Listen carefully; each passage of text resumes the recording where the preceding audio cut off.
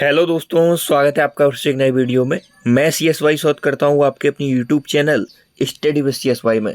जैसा कि दोस्तों हम SSC GD भर्ती 2025 के लिए हिंदी पढ़ रहे हैं, उसी क्रम में हमने व्याकरण खंड को स्टार्ट किया है। उसमें हमारे 2 से 3 टॉपिक हो चुके हैं। इससे पहले आपको क्रिया वाला टॉपिक जरूर पढ़कर आना है, तभी आपको वाच्य समझ में आने वाला है। आज हमारी क्लास है वाच्य की। आप पूरी क्लास लीजिए करिए, पूरी क्लास लीजिए आप, तभी आपको कुछ बेनिफिट्स मिलने वाला है। 2-3 सेकंड 2-3 मिनट देखने से आपको कुछ बेनिफिट्स नहीं मिलेगा। आप अपना और हमारा दोनों का टाइम वेस्ट कर रहे हैं। यदि study with CSY YouTube channel पर पहली बार विजिट कर रहे हैं तो चैनल को सब्सक्राइब करके जुड़ जाइए। स्टार्ट करते हैं आज की क्लास। सबसे पहले हम वाच्य की बात कर लें। डेफिनेशन ऑफ वाच्य। वाच्य होता क्या है? तो वाच्य का शाब्दिक अर्थ होता है कहना या बोलना। वाच्य का अर्थ क्या होता है? कहना या बोलना। वाक्य में कर्ता कर्म क्रिया में से जिसकी प्रधानता होती है उसे हम वाच्य कहते हैं। वाक्य में कर्ता कर्म क्रिया में से जिसकी प्रधानता होती है उसे हम क्या कहते हैं? वाच्य कहते हैं। अब वाच्य के भेद। तो वाच्य के दोस्तों 3 भेद होते हैं। एक आपका कर्मवाच्य होता है, एक कर्तवाच्य होता है और एक भाववाच्य होता है। यह 3 भेद होते हैं आपके वाच्य के। अब तीनों भेदों को हमें डिस्कस करना है। इससे पहले हम डिस्कस कर लेते हैं क्या क्या हमने पढ़ लिया है। 2-3 टॉपिक रह गए हैं बस। 20-25 क्लासेस में ऐसी हिंदी पढ़ा दी गई है आपको कि कोई भी यूट्यूब चैनल, कोई भी फाउंडेशन बैच ऐसी हिंदी आपको नहीं पढ़ा सकता है। विलोम शब्द की बात करें तो 2023 में 1 से 2 क्वेश्चन पूछे गए और 2024 में बढ़कर यही संख्या 203 हो गई थी। पर्यायवाची शब्द 1 से 2 पूछे गए, यह 2 का रेशियो रहा था 24 में। इसके बाद मुहावरे लोकोक्तियाँ 2 प्रश्न 23 में, 24 में भी 2 प्रश्न। वाक्यांश के लिए 1 शब्द 2 प्रश्न, 2 से 3 प्रश्न। इस सभी की क्लासेस आपके अपनी YouTube channel study with CSY पर आपको मिल जाएंगी। आप जरूर विजिट करें। वर्तनी की भी क्लासेस हो चुकी, 1 प्रश्न यहाँ से जाता है। वाक्य शुद्धि 2 से 3 प्रश्न देखे गए। रिक्त स्थान की पूर्ति 2 से 3 और इसमें थोड़ा सा कम रेशियो रहा, 1 क्वेश्चन घटा 2024 में। वाक्यांश प्रतिस्थापन 2 प्रश्न और 24 में 1 प्रश्न। संज्ञा लिंग का 1 प्रश्न, 1 प्रश्न का ही रेशियो रहा। सर्वनाम क्रिया काल कारक विशेषण अव्यय वाक्य रचना, यह 1 प्रश्न पूछा गया था जैसे ही व्याकरण खंड ने 2023 में दबिश दी थी तब। लेकिन अब 2024 में इसमें एक भी क्वेश्चन नहीं पूछा गया। तो दोस्तों ऐसा नहीं करना है कि अब 2023 में 24 में नहीं आया, 23 में आया था तो अब आएगा नहीं, आ भी सकता है। इसलिए आपको कंप्लीट हिंदी पढ़ना है। तत्सम तद्भव 2023 में नहीं आए थे, 0 क्वेश्चन और 1 से 2 प्रश्न आपको हर शिफ्ट में 2024 में देखने को मिले थे। अपठित गद्यांश 5 प्रश्न, 5 प्रश्न का रेशियो हमेशा रहा है इसका। सबसे पहला भेद होता है वाच्य का कर्तवाच्य। नाम से ही स्पष्ट हो रहा है, कर्त मतलब कर्ता, जो कर्ता पर डिपेंड हो ऐसा वाच्य आपका कर्तवाच्य होता है। तो कर्तवाच्य जिस वाक्य में कर्ता की प्रधानता होती है, जिस वाक्य में कर्ता की प्रधानता होती है। वाक्य में अकर्मक व सकर्मक दोनों क्रिया का प्रयोग होता है। अब आपने यदि क्रिया नहीं पढ़ा है, हिंदी के टॉपिक एक दूसरे से लिंक रहते हैं, तो आपने क्रिया नहीं पढ़ा है तो आपको समझ में ही नहीं आ रहा होगा कि अकर्मक और सकर्मक होता क्या है। तो बनी हुई है प्लेलिस्ट कंप्लीट हिंदी की और वीडियो के डिस्क्रिप्शन बॉक्स में भी क्रिया की क्लास की लिंक है, आप उसे पढ़ें, उसके बाद वाच्य पढ़ें। वाक्य में अकर्मक व सकर्मक दोनों क्रिया का प्रयोग होता है। सकर्मक मतलब जो कर्म इसमें प्रधान हो, अकर्मक जिसमें कर्म की प्रधानता ना हो, कर्ता प्रधान हो, वहां पर आपका कर्तवाच्य होता है। क्रिया का लिंग वचन पुरुष किसके अनुसार होता है? कर्ता के अनुसार होता है। तो 3 रूल्स हमने पढ़ाई, कौन कौन से? जिस वाक्य में कर्ता की प्रधानता होती है वहां पर कर्तवाच्य होगा आपका। वाक्य में अकर्मक सकर्मक दोनों क्रियाओं का प्रयोग होता है, वहां पर भी कर्तवाच्य होगा। क्रिया का आपका लिंग वचन पुरुष कर्ता के अनुसार हो, वहां पर भी आपका कर्तवाच्य होने वाला है। दोस्तों जहां क्रिया के फल का प्रभाव पूरा आपके कर्ता पर पड़े, वहां पर भी आपका कर्तवाच्य होने वाला है। उदाहरण के द्वारा हम समझेंगे। जैसे पहला उदाहरण हमने लिया है, सहवाग क्रिकेट खेलता है। तो यहाँ पर डिपेंडेंसी सहवाग पर है। इसमें क्या लगाने पर उत्तर मिल रहा है? क्या खेलता है? सहवाग क्रिकेट खेलता है। तो सहवाग पर डिपेंड है पूरा जो क्रिया का लिंग वचन कारक वह सहवाक पर डिपेंड है। आप सहवाक को जैसे ही चेंज कर देंगे, जैसे सीता लिख दिया मैंने, सीता क्रिकेट अब खेलता नहीं आएगा, खेलती है, तो किसके कारण चेंज हुआ, किसके कारण क्रिया चेंज हुई, किसके कारण लिंग चेंज हुआ, कर्ता के कारण चेंज हुआ। किसके कारण हुआ, कर्ता के अनुसार। क्रिकेट तो अपने आप में स्थायी हो गया, ये तो तटस्थ हो गया, इसमें कोई भी क्रिकेट के कारण इसमें कोई भी चेंजमेंट नहीं देखने को मिला। सीता के अनुसार वाक्य का लिंग वचन कारक चेंज हो गया, तो वहां पर कौन सा वाक्य हो जाएगा, कर्तवाच्य हो जाएगा। आपसे इसी प्रकार पूछा जाएगा एग्जाम में, इस प्रकार का उदाहरण दे देंगे, पूछेंगे कौन सा वाच्य है। राम आम खाता है, तो राम आम खाता है, यहाँ पर आप राम को बदलेंगे, राम के जगह मैंने लगा दिया राधा, तो राधा आम खाता आएगा, नहीं खाती है, तो किसके कारण चेंज हुआ, कर्ता के कारण। जैसे ही हमने राधा बल्दा, क्रिया भी आपकी चेंज हो गई, लिंग वचन कारक सारे चेंज हो गए, तो यहाँ पर भी आपका कर्तवाच्य होने वाला है। पक्षी आकाश में उड़ते हैं, बहुत सारे साथी यहाँ पर कंफ्यूज रहते हैं, आकाश में को वो कर्म मान लेते हैं। हमने जब क्रिया पढ़ा था तो बताया था कि यह आधार होता है, यह आधार होता है ना कि कर्म। तो पक्षी कहाँ उड़ते हैं, आकाश एक आधार हो गया, ना कि कर्म होगा। इसमें आपकी दोनों क्रियाएं प्रमुख होंगी, सकर्मक और अकर्मक दोनों क्रियाओं का प्रयोग किस वाच्य में होता है, कर्तवाच्य में होता है। तो उड़ना आपका क्या है, अकर्मक क्रिया है।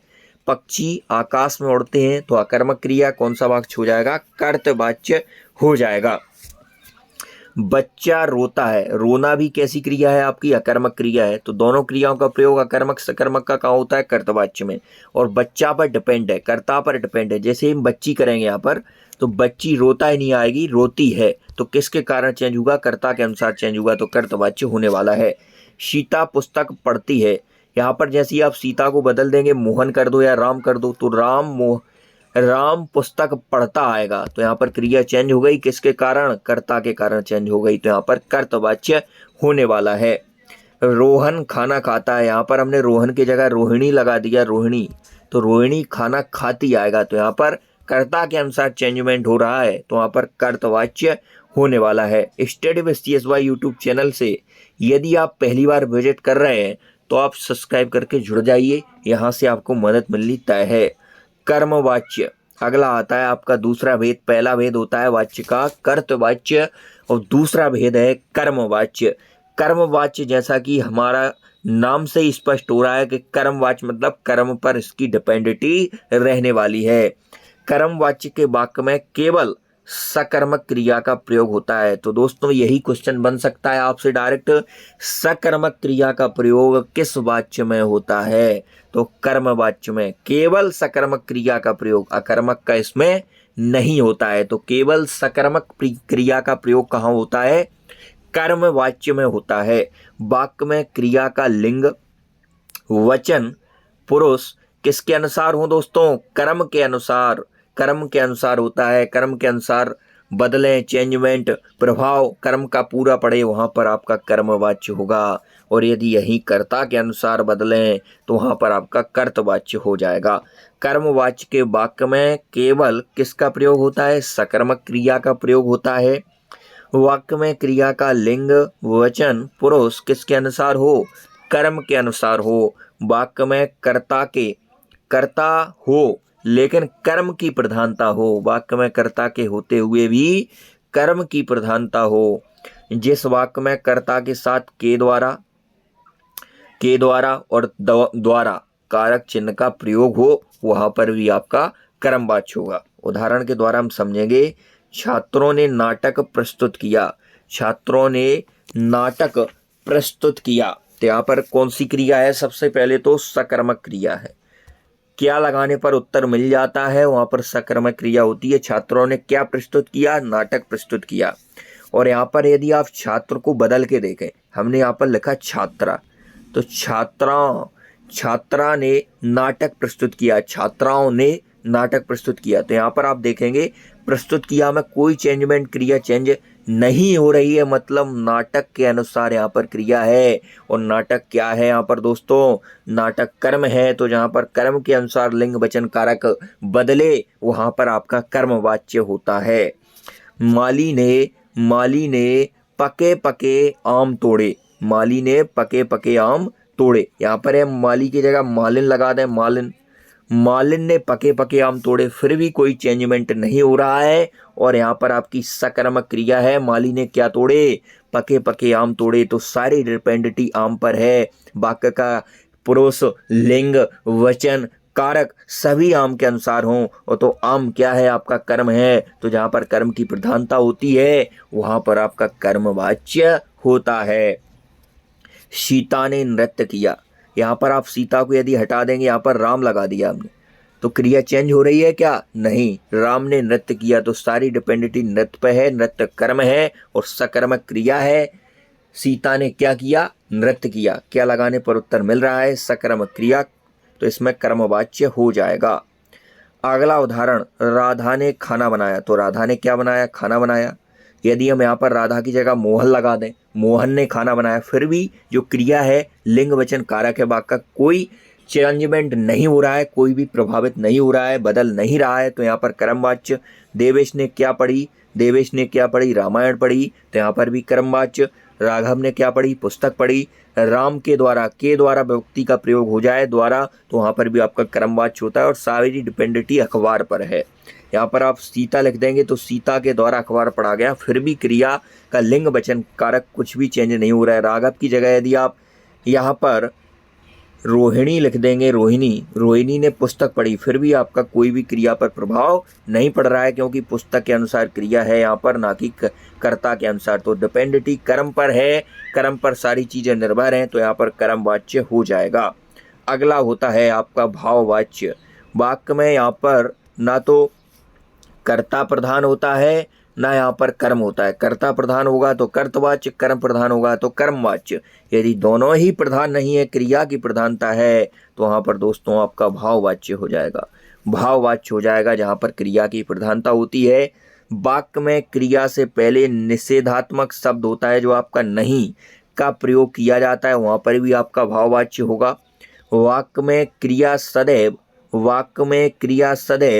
अन्य पुरुष की हो, अन्य पुरुष पुल्लिंग एक वचन की होती है, अन्य पुरुष पुल्लिंग एक वचन की होती है। यदि आपने सर्वनाम की क्लास नहीं ली है तो आप उसे जरूर लें, तभी आपको पता चलेगा कि अन्य पुरुष होता क्या है। सर्वनाम के भेद में एक भेद होता है पुरुषवाचक सर्वनाम। पुरुषवाचक सर्वनाम के 3 भेद होते हैं दोस्तों। एक होता है उत्तम पुरुष, एक होता है मध्यम पुरुष और तीसरा भेद होता है अन्य पुरुष। उसी अन्य पुरुष की यह बात हो रही है। वाक्य में क्रिया सदैव अन्य पुरुष पुल्लिंग एक वचन की होती है। वाक्य में मूल क्रिया के बाद सहायक क्रिया है, हूँ, था, थी, थे, होगा, होगी, होंगे, चुका है, चुकी, चुके का प्रयोग नहीं किया जाता है। उदाहरण के द्वारा समझेंगे दोस्तों। दादाजी से कहानी नहीं सुनाई जाती, निषेधात्मक शब्द आ गया और यहाँ पर क्रिया की प्रधानता है। क्या नहीं सुनाई जाती? कहानी नहीं सुनाई जाती। दादाजी से कहानी नहीं सुनाई जाती एक प्रकार का भाव है। गर्मी में गर्म पानी से नहीं नहाया जाता, यहाँ पर भी क्रिया की निषेधात्मकता, नकारात्मकता का बोध हो रहा है, यहाँ पर भी आपका भाववाच्य हो जाएगा।